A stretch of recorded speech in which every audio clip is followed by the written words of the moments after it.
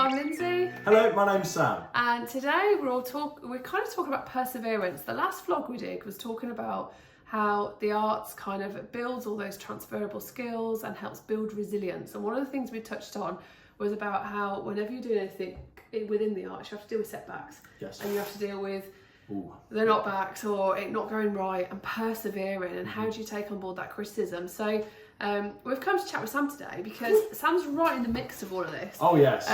He's got an agent. He goes out. He's doing his acting jobs. Yeah. He gets excited when one comes through. Yes. And then I get disappointed when I don't get it. Well, you don't get it. So it's kind of, I thought we'd have a little chat about, one, how did you go about finding the right agent for you? So giving people a few top tips on how to find the right agent, and how do you deal with those knockbacks and how do you get back up and keep going? So that's kind of what we're going to cover today. Absolutely. So if we talk about the agent first, so how did you go about getting yourself an agent? So I did a lot of work in terms of doing free work, so extra work and music video work. And then suddenly I got my first professional role. So I got contacted by a casting director directly. So this one through an agent for a Netflix documentary. So I was like, oh, fantastic. We did the documentary. Really fun. It's on Netflix.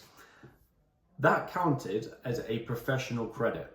So as soon as I've got professional credit, or if I was professionally trained, which I semi-am, I was allowed to go onto Spotlight, which is the home of casting. For actors, singers and dancers, that's where you're going to find most of your professional roles and debuts and whatnot. And my agent, which is CYP Actors, contacted me through Spotlight. And he found me, he saw that I had some experience, I was quite young, so he's kind of, didn't really give me a contract at first. And it kind of went from there. You have to be unique. You have to be you. Because unique comes from you, essentially. It's about being honest, not trying to be somebody else, being honest about who you are. So in your Spotlight account, do you regularly update it? Do you keep it fresh with stuff? Yeah. And why is that important? You have to, because, well, put it this way, I've done about 4 different headshots across the whole of last year. I had longer hair, I had shorter hair, I had a beard, I had no beard. And having these plethora of images gave casting directors a choice. So, oh yeah, he looks good without a beard, or he looks really good with a beard. And then they'll contact my agent, and my agent goes, here's the audition. It's quite as easy as that, but the agent puts you forward to things. So it's really, you can't just rely on the casting director to just go and get you. You have to try and find an agent. So doing that, get yourself on Spotlight, try hardest to get a professional experience. Even if you are professionally trained, try your hardest to do that. And yeah, it's about validating your skills, I suppose. If you get the professional experience, then other people say you've got this professional credit, then that's that. So it is about just having this wealth and plethora and showing that you're versatile, isn't Absolutely. it? So I think when you're trying to get that agent, yes, you might have this niche you want to go into.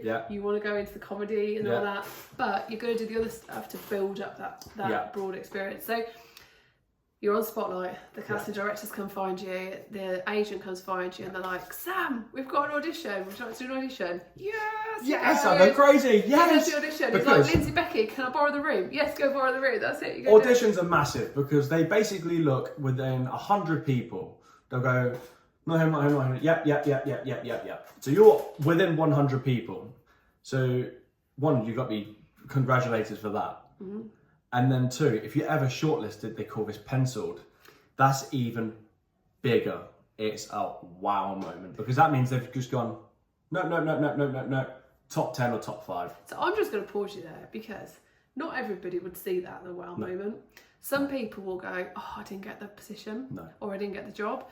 Whereas Sam, you've had this recently with something, he got penciled.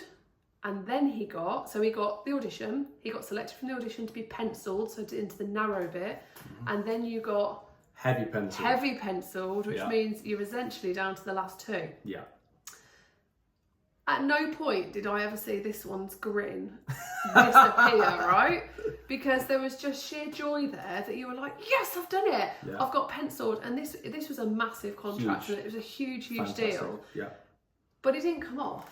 No, it didn't. So, but look, it's still smiling. Yeah. But you go, it's about having that resilience. Yeah. How do you cope, Sam, with the knockbacks, when you're going and you're getting your hopes up and you're getting to the next stage, and then it doesn't happen. How do you keep going? You have got to keep the positivity. One, for starters, you've beaten a lot of people to get to that point. A lot of people. So what you've done is absolutely right. The other person, looking at the negative side, yeah, they're probably better, but you just stay as you are. You keep trying your hardest. And you know that your self-tape, which is what you do, or you go down and have an in-house audition, was good enough. And that's the important bit. It was so because good enough. you've got penciled, it was good enough, and you were good enough. Yeah. And so many times within this industry, it doesn't come down to your skill or ability. It's just to do with so many other external factors, isn't it? Yeah. And I think that's really important. That Sam, I think you do hold on to that. No, I was good enough. I did it. You have to. You have to if you want to get somewhere. It doesn't even have to relate to being an actor or a singer or a dancer. It's anywhere in life. It's to keep that resilience. Do not stop. You have to have this thing in your mind where you're hungry for it. Do not give it up. Be grateful you're in this opportunity. Be grateful as soon as you get an audition, because so many people miss out on auditions, and a lot of it is just being grateful you're in that position. Going off auditions, sometimes you'll do an audition and you just won't hear anything. Your agent won't say anything. I'm quite fortunate. My agent will put an email out saying, you could have done this better, you could have done that better, you could have done this better. And that's really great to have constructive feedback. Fantastic. And then you can build on it. You build on it. But equally, don't get hung up on it, because you can't put every development into every audition tape, can you? So it's just taking a bit at a time to work on. But when I was in that position of having just an audition and I didn't hear anything, I was just happy to be doing it and getting the experience from doing that self-tape. So it's just focusing on being that positive, grateful, just, yes, I've got it, hold on to it. And I think the other thing I'm hearing here is actually it's not about the end goal. It's not about the paycheck and the job. It's about the process. Oh, it's fantastic. And actually you're saying about hold on to, I've got here, I've done this, I'm in this experience. It's enjoying the process. And it's tough and it's hard work. But I think for you to come across as yourself in whatever you're doing, you've got to be enjoying the process, not already jumping over there. Absolutely, And it sounds so cliche, but it's all about the journey. It is. That's the fun. It is all about it. And I never noticed it. I was just like, no, because obviously if I had a super yacht and I'll be so happy. It's just like, but I'm happy now because in my mind I've got something I'm hungry for. I'm going for it. And I've looked at this externally and gone, oh, this is, I'm quite happy doing this. And I saw this with you the other day, and I think we see a lot of people, yes, it's tough and you don't always get those big breaks and you don't always get those contracts out of what you're doing, but it's having ownership of you as an actor, a dancer, a singer, a writer, a composer, whatever it is. And I saw Sam yesterday chatting with someone and they were like, they said hello, they'd met you in your old work, and then whatever, it's like, I know what you're doing now. And it's like, well, no, I'm an actor, I'm working here. I was saying that, And it was like actually going, I'm an actor. And I spoke to someone else they've gone through that journey of, going, no, I'm an artist.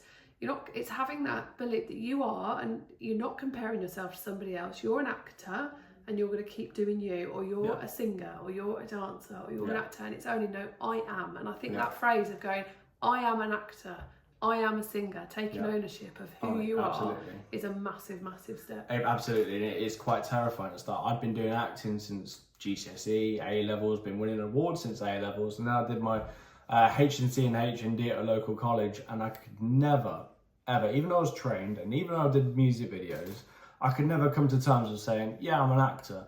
Because before working with Becky and Lindsey, I was just a forklifter. So I was just like, I felt guilty in saying, I'm a forklifter, but I sometimes do acting, and it's just kind of like... Or you go, I'm trying to get into acting. Yeah, I'm trying to get into acting, but no, I am an actor. I'm going to claim it, because even if... I've said this multiple times, even if when I'm 30, 40, I'm like, I can't do this, I'm going to keep going. Because at any point, there's so many success stories from Morgan Freeman to say, Samuel Jackson didn't get his professional roles until his 40s. You just have to keep going and be patient with it. And you just don't know where. But, take a load of side quests, different jobs, doing different things, doing everything you love to do, and find things. But acting, essentially, or dancing, or singing, or any type of artistry work, you have to keep it in the back of your mind all the time. Keep it hungry, because someday you might get that. Also, well, hopefully that's given you a few tips to kind of keep going, be resilient, and keep it fresh, keep your profile fresh in what you're doing, because you've got to make sure that they see all sides of you, so that you're not just typecast into one sort of role as well. So thanks for joining us today, Sam. Thank you very much, Until Lindsey. next time, everyone. See you Bye. later.